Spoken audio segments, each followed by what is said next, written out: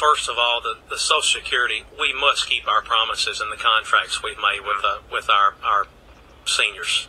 We've got to. There's no doubt our Social Security program there's many flaws. We've got to keep the promises we made to our seniors. And, if we would start growing our economy and quit robbing the Social Security Independent Fund and putting it in the general fund where Congress can spend it all, it would be a good start. But by cutting taxes, getting our economy moving again, it would help. But we've got to keep the promises we made to our seniors. Okay. My second question is a conservative. I'm sure you're in favor of strong national defense, so I'll try to dovetail these two comments together. Number one, what did you think about the president firing General McChrystal for alleged insubordination, and what is your position on cuts in veterans benefits? And the reason I asked, Danny will tell you that I'm a frequent contributor to the Here's the Heroes Fund. I'm a big supporter of our vets, and I wonder about your thoughts on that. Hey, by the way, thank you, Neil. And Obama has replaced McChrystal with General Petraeus. Okay, Neil. My grandfather was a World War II veteran, and I will probably never be the man he was. And we shouldn't thank our politicians for freedom of speech. We should thank the veterans. We shouldn't thank our pastors on Sunday morning for being able to stand up and preach the Bible. We should thank our veterans. We owe a lot to the people that have served this great country and stood up.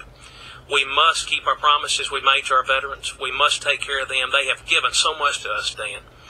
And we must listen to the generals on the ground that are making decisions in Afghanistan, Iraq, and not play politics with our guys' lives. And we need to have clear-cut objectives. When I meet with the generals, we talk about this stuff. And, we need representatives, Dan, that are smart enough to know, as you said earlier, Dr. Kirkland, Dr. Flynn, I'm sure they're great doctors. And I'm not a doctor, I'm a farmer. But I'm a good farmer. We need guys in office that are smart enough to know, Dan, if I want radio advice, I'm going to ask Dan Reeves. Hey, now. If I want military advice, I'm going to ask a general. If I want legal advice, I'm going to ask a lawyer. We need guys that are representatives that are going to listen to the folks. That's what we're missing in this country. What do you think about him firing McChrystal, though?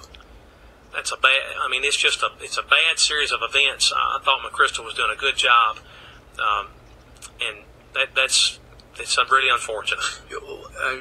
What about McChrystal giving that interview to Rolling Stone? Isn't that something that if there's a disagreement, you probably ought to keep that in-house? Yeah, that was pretty over the top, yeah. As far as McChrystal goes, though, he's going to get his retirement and probably a job on Fox News. Well, so I don't know if he had anything to lose or not. Well, it's you believe in the chain of command. Well, yeah, and we've got a great military. We need to thank them for what we have. All right, Stephen, I know you got to get out of here, so I want to give you the last word here. Yeah, well, I want to thank you again for allowing me to speak today and be on the radio. And I want the listeners, again, just make the decision clear on what we are and who we've been and what we've been doing. And you pray for us as we move forward. Once again, this is about the people of the 8th District. I'm a conservative first, Republican second. This is about jobs. This is about getting our economy moving again. And our better days are ahead. And our children will see as we move forward. We've got a lot of great things. We should be proud of this country. We have nothing to apologize for. And we can make it together. This is a team effort, Dan. And we sink or we swim together. So we need to do our part. Stephen Fincher. You can visit StephenFincher.com. And Steve, thanks so much for coming and spending a couple hours with us and taking all calls. And thank you, Dan. I'll come down and ask you some tough questions. Oh, man, I was glad to be a part, brother. Thank you, Stephen. Thank you. Stephen Fincher, it's 12:54.